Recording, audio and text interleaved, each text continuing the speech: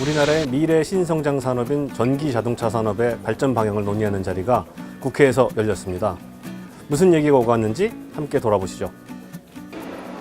국회 신성장 산업 포럼이 주최하고 한국전기자동차협회가 주관한 이번 포럼에서는 김진표 의원과 김병관 의원이 나왔고 환경부, 국토부, 산업부의 자동차 관련 부서 책임자들과 학계, 업계 관계자들이 발표와 토론을 이어갔으며 언론 및 업계 관계자 300여 명이 참석해 현장을 지켜봤습니다. 이날 포럼을 공동 주최한 김진표 의원은 자동차 시장은 전기차 시장으로 빠르게 바뀌고 있고 이에 따른 에너지 시장과 교통, 자동차 생활의 패러다임까지 바뀔 것이라고 전망하면서 이날 포럼이 전기차 산업 발전을 위한 깊이 있는 토론이 장이되어 도약의 계기가 되길 바란다고 말했습니다. 오늘 포럼에서는 6명의 전문가가 주제를 발표했는데요. 먼저 환경부의 박윤민 대기환경과장이 우리나라 전기차 보급 현황과 정책에 대해 설명했습니다. 전기차 보급을 늘리기 위한 보조금 정책과 충전 인프라 현황에 대해 브리핑을 한 박 과장은 앞으로의 수요 진작과 공급 측면에서의 보급 목표제 등 정책을 병행하고 상용차 및 화물차 보급을 확대할 것이며 충전 인프라를 민간이 세울 수 있는 비즈니스 모델을 마련하겠다고 밝혔습니다. 이어 발표를 이어간 산업부의 양병래 자동차 항공과장은 전기차 시대를 맞아 우리나라 전기차 산업이 나아가야 할 방향을 짚고 규모의 경제를 조기에 만들어 보조금 없이도 친환경차가 가격 경쟁력을 갖추도록 하겠다고 말했습니다. 국토부의 이창기 첨단 자동차 기술과장은 제도, 안전, 연구개발, 인프라 지원 등 국토부가 할 수 있는 전기차 시장 활성화 방침을 설명했는데요.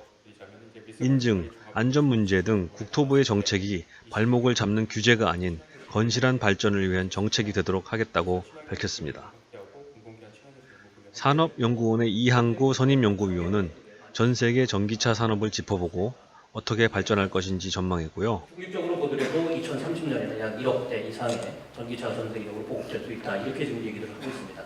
한국교통연구원 김규옥 미래차 연구센터장이 나와 미래 자동차 산업의 현황과 발전을 짚어봤습니다. 마지막으로 배터리 산업계를 대표해 김유탁 한국전지산업협회 연구기획팀장은 국내외 전기차 배터리 산업 기술 현황과 시장을 전망했습니다.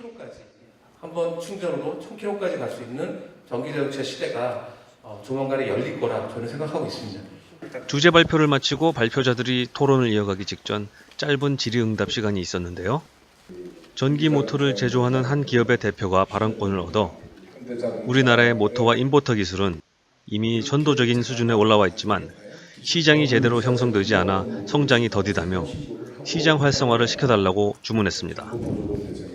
김필수 한국전기자동차협회 회장이 주재한 토론 시간에는 6명의 발제자 외에 르노 삼성차의 박정호 이사, 제주 전기차 서비스의 이규재 대표, 클린일렉스의 이효영 대표가 참여해 신성장 전기차 산업의 발전을 위한 과제에 대해 토론했습니다. 3년 내로 국내 전기차 43만 대를 어떻게 공급할 것인지, 세계 전기차 시장에 진출하기 위한 국내 기업의 과제, 규제 개혁 방향, 충전 인프라 구축 및 수익 모델 확립 등 당면 과제는 물론 경험담과 상생을 위한 생태계 구축 방안 등 다양한 주제를 가지고 열띤 토론이 이어졌습니다.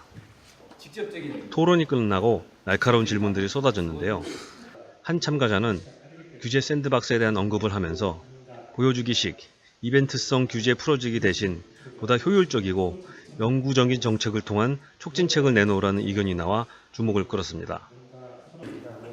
수많은 질문과 의견을 받고 정리하느라 좌장을 맡았던 김필수 회장이 매우 바빴는데요. 이야기 나눠봤습니다. 이번 전기차 포럼 매년부터 굉장히 중요한 포럼 중에 하나입니다. 가장 규모도 크고요. 또 국토부, 환경부, 산업부 등 주무 과장이 나와서 어떤 시너지에 대한 거, 정부 정책의 방향에 대한 것들도 상당히 중요합니다. 근데 지금 누적 대수 이제 올해 말 되면 10만 대가 되기 때문에 이제는 민간 비즈니스 모델이 굉장히 중요하거든요. 또 일선에서 소비자가 느끼는 불편을 좀 해소해야 되고요.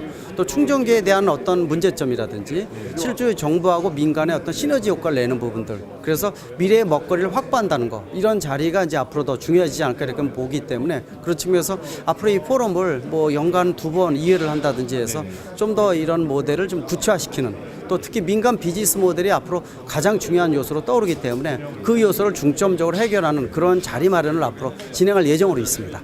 아, 근데 규제 샌드박스가 이제 뭐 이벤트성이다 이제 그런 네. 언급도 나왔었는데 앞으로 그럼 이제 적극적으로 좀 그런 규제를 좀 푸는 방향으로 좀 네, 당연히 나와야 된다고 보고 있습니다. 규제 샌드박스에 대한 부분들은 문제점도 많이 있는 게 사실입니다. 그거 자체가 이벤트다, 또 그거 자체가 하나의 새로운 규제다 이렇게 얘기를 하고 있거든요. 그 정도로 우리나라가 규제 일변도의 포지티브 정책이라는 거니까 규제 샌드박스 자체가 없으면 그것마저 없으면은 더 엉망이라는 얘기죠. 이걸 시발점으로 해서 좀 더 풀 수 있는 자리를 많이 마련한다면은 아마 더 좋은 기회가 나오리라 보고 있고, 이걸 기회로 해서 좀 더 신산업에 대해서 네거티브 정책으로 진행할 수 있는 이런 이 시작점이라고 분명히 보고 있는데, 정부에서도 인지를 하고 있는 만큼 좀 더 활성화해서 좀 더 이 선진국 대비해서 뒤지지 않는 이런 어떤 미래 먹거리 확보라는 측면에서 전기차 또 자율차 또 이런 부분들을 좀 시너지를 내서 섞는 이런 부분이 중요하지 않나 이렇게 보고 있습니다. 유럽은 10수년 내로 연료를 태워서 가는 자동차는 판매를 못하게 하겠다고 나섰고, 이와 맞추어 첨단 IT 기술이 접목된 자율주행과 모빌리티 산업이 각광을 받고 있습니다. 원래 소비자 가전 전시회였던 미국의 CES는 이미 자동차 회사들의 각축장이 되었습니다. 빠르게 바뀌고 있는 자동차 산업의 패러다임, 우리 자동차 산업은 어떻게 이 변화를 맞이해야 할까요? 그 답을 이런 자리에서 찾아가고 있습니다. 교통뉴스 민준식입니다.